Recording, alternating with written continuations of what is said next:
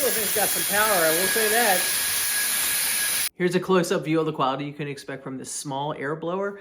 The power has been surprising me on this, and I'm kind of just coming up with a whole lot of uses for it. So let me show you quick everything that comes with it.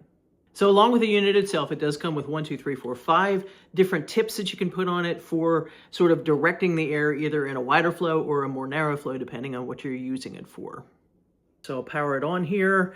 Then you'll see it does have the battery level that's on here, which is nice. You can tell if it's getting down, you need to be able to charge it. Just simple USB-C charge port. Then 4 levels of air strength. 1, 2, 3, and 4. So I've used this in every way that I've replaced the compressed air that comes in a can, mainly because this operates solely with dry air. No moisture comes from this, so I feel a whole lot more comfortable using this on electronics, blowing it out.